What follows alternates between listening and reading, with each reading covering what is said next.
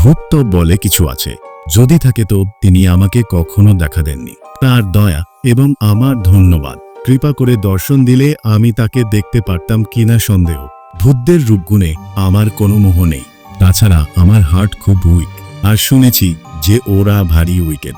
তবে ভূত কিনা ঠিক জানি না, কিন্তু অদ্ভুত একটা কিছু একবার আমি দেখেছিলাম রাঁচিতে। না, পাগলা গারদে নয়, তার বাইরে সরকারি রাস্তায়। ডাচির রাজপথ না হলেও সেটা বেশ দরাজ পথ।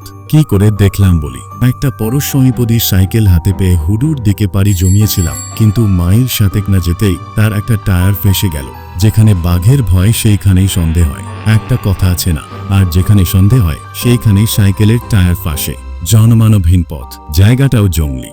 আরো মাইল 5 যেতে পারলে গায়ের মতো একটা পাওয়া যেত, কিন্তু সাইকেল ঘাড়ে করে নিয়ে যেতে হলেই হয়েছে। এমনকি সাইকেল ফেলে শুধু পায়ে হেঁটে যেতেও পারবো কিনা আমার সন্দেহ ছিল। হাঁটতে হবে আগে জানলে হাতে পেয়েও সাইকেলে আমি পা দিতাম না নিশ্চয়, তখনও সন্দেহ হয়নি। এই হব সামনে গেলে 5 মাইল, ফিরতে হলে 7 দিকেই সমান পাল্লা। কোনো দিকে হাঁটন দেব হাঁ করে ভাবছি, শেষ পর্যন্ত কি হাঁটতেই হবে? এই একই প্রশ্ন প্রায় আধ ঘন্টা ধরে পুনঃ আমার মানসপটে উদিত হয়েছে। আর এর একমাত্র উত্তরা আমি দিয়েছি, না বাবা, প্রাণ থাকতে নয়। অবশ্যই একরকম স্থানে আর এখানে অবস্থায় প্রাণ বেশিক্ষণ থাকবে কিনা সেটাও প্রশ্নের বিষয় ছিল।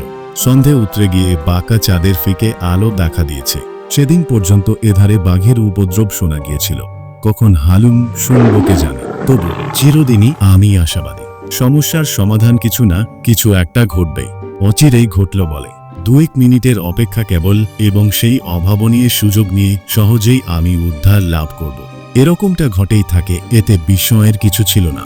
কত গল্পের বইয়ের এরূপ ঘটতে দেখা গেছে, আমার নিজেরই কত গল্পে এরকম দেখেছি। তার ইয়ত্তা নেই, আর স্বয়ং লেখক হয়ে আমি নিজে আজ বিপদের মুখে পড়েছি বলে সেই সব অঘটনগুলো ঘটবে না। কোনো গল্পের নায়কই কখনো বাঘের পেটে গেছে, তবে একজন গল্প লেখকই বা কোনো দুঃখে যাবে শুনি। সেই অবশ্যম্ভাবী মুহূর্তের অপেক্ষায় আরও আধ ঘন্টা কাটালাম। অবশেষে একটা ঘটনার মতো দেখা দিল বটে। একখানা লরি, খুব জোরেও নয় আস্তেও নয়, আসতে দেখা গেল ও সেই পথে রাঁচির দিকে যাচ্ছিল লরিটা। আমার টর্চ বাতিটা জ্বালিয়ে নিয়ে প্রাণপণে ঘোরাতে লাগলাম। শীতের রাত, ফিকে চাঁদের আলো, তার ওপর কুয়াশার পর্দা পড়েছে। এই ঘোরালো আবহাওয়ার মধ্যে আমার আলোর ঘূর্ণিপাক লরির ড্রাইভার দেখতে পেলে হয়। লরিটা এসে পৌঁছলে একেবারে সামনাসামনি। মুহূর্তের জন্যই এলো, কিন্তু মুহূর্তের জন্য থামল না। যেমন এলো তেমনই চলে গেল নিজের আবেগে। রাস্তার বাঁক ঘুরে অদৃশ্য হয়ে গেল মুহূর্তের মধ্যে। অনর্থক কেবল টর্চাকে আর নিজেকে টর্চার করা। আলোর আন্দোলন করতে গিয়ে হাত ব্যথা হয়ে গেছিল। ছা শেষটা কি হাঁটায় আছে কপালে। এই ঝাপসা আলো আর কুয়াশার মধ্যে সাইকেল টেনে পাক্কা 7 মাইলের ধাক্কা। ভাবতেই আমার বুকটা দূর করতে থাকে। তার চেয়ে বাঘের পেটের মধ্যে দিয়ে স্বর্গে যাওয়াটাই শর্টকাট। না, কোথাও যেতে হবে না, বাঘের পেটেও নয়। কিছু না কিছু একটা হতে বাধ্য, অনতিবিলম্বেই হচ্ছে। আর 1 মিনিটের অপেক্ষা কেবল। এর মধ্যে কুয়াশা আরও জমেছে, চাঁদের আলো ফিকে হয়ে এসেছে আরও। আমি নিজেকে প্রাণপণে প্রবোধ দিচ্ছি। এমন সময়ে 2 হলদে রঙের চোখ কুয়াশা ভেদ করে আসতে দেখা গেল। বাঘ নাকি? না, বাঘ নয়। 2 চোখের অতখানি ফারাক থেকেই বোঝা যায় বাঘের দৃষ্টিভঙ্গি ওরকম উদার হতে পারে না। আবার আমি বাহুবলে টর্চ ঘোরাতে লাগলাম। ছোট্ট একটা বেবি অস্টিন, তারই কটাক্ষ। আস্তে আস্তে আসছিল গাড়িটা, এত আস্তে যে মানুষ পা চালালে বোধ হয় ওর চেয়ে জোর চলতে পারে। আস্তে আস্তে গাড়িটা আমার সামনে এসে পড়ল। আমি হাঁটলাম, কিন্তু গাড়িটার থামবার কোনো লক্ষণ নেই। তেমনি মন্থর গতিতে গড়িয়ে চলতে লাগলো গাড়িটা। আমার পাশ কাটিয়ে যাবার দুর্লক্ষণ দেখে আমি মরিয়া হয়ে উঠলাম। না, আর দেরি করা চলে না, এক্ষুনি একটা কিছু করে ফেলা চাই। এসপার ওসপার যা হোক। গাড়ি মালিকের না হয় ভদ্রতা রক্ষা করার প্রয়োজন নেই, কিন্তু আমাকে তো আত্মরক্ষা করতে হবে। অগত্যা আগায়মান গাড়ির গায়ে গিয়ে পড়লাম। দরজার হ্যান্ডেল ঘুরিয়ে ঢুকে পড়লাম ভেতরে। চলন্ত গাড়িতে ওঠা সহজ নয়, নিরাপদও না, কিন্তু কি করব, 1 মিনিটও সময় নষ্ট করার ছিল না। কায়দা করে উঠতে হলো কোনো গতিকে। কে জানে, এই হয়তো সশরীরে রাঁচি ফেরার শেষ সুযোগ। সাইকেলটা রাস্তার ধারে ধরাশায়ী হয়ে থাকলে কি করা যাবে? নিতান্তই যদি রাত্রে বাঘের পেটে না যাই।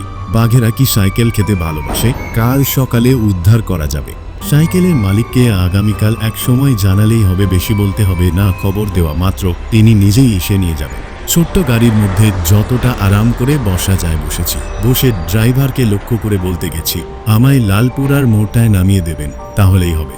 ডাক্তার যদুগোপালের বাড়ি বলতে বলতে আমার গলার স্বর উবে গেল। বক্তব্যের বাকিটা উচ্চারিত হলো না। আমি হাঁ করে তাকিয়ে থাকলাম। আমার দুই চোখ ঠিকরে বেরিয়ে আসতে চাইল। আমার শার্টের কলারটা মনে হলো যেন আমার গলার চারধারে চেপে বসেছে। হাত তুলে যে গলার কাজটা আলগা করব সে ক্ষমতা নেই। আঙুলগুলো অব্দি অবশ। সেই শীতের রাত্রেও সারা গায়ে আমার ঘাম দিয়েছে। যেখানটায় ড্রাইভার থাকবার কথা সেখানে কেউ নেই, একদম ফাঁকা। আমি তাকিয়ে দেখলাম জিভ আমার টাকরায় আটকে ছিল। কয়েক মিনিট বাদে সেখান থেকে নামলে বাশক্তি ফিরে পেলাম।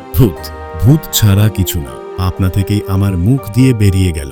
আমার কথায় ভূত যে কর্ণপাত করলো তা মনে হলো না।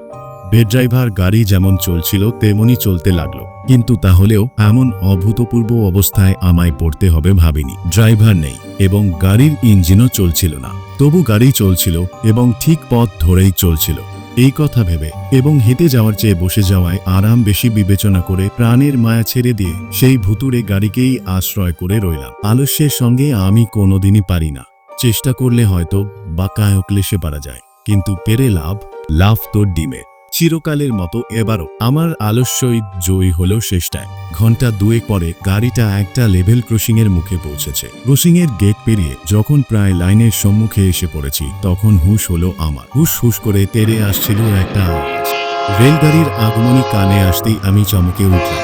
আপ কিংবা ডাউন একটা গাড়ি এসে পড়ল বলে অদূরে তার ইঞ্জিনের আলো দেখা দিয়েছে, কিন্তু আমার গাড়ির থামবার কোনো উৎসাহ নেই।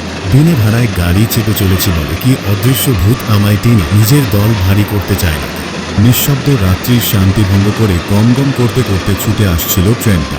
তার জ্বলন্ত চোখে মৃত্যুদূতের হাতছানি। আমার গাড়ির হাতলটা কোথায় হলেই হয়েছে, এক্ষুনি নেমে পড়া দরকার। আরেক মুহূর্ত দেরি হলেই হয়েছে। কোনো রকমে দরজা খুলে তো বেরিয়েছি, আমিও নেমেছি আর আমার গাড়িও থেমেছে। আর সঙ্গে সঙ্গে সামনে দিয়ে রেলগাড়িটাও গর্জন করতে করতে বেরিয়ে গেছে। কয়েক মুহূর্তের জন্য আমার সম্বিত ছিল না।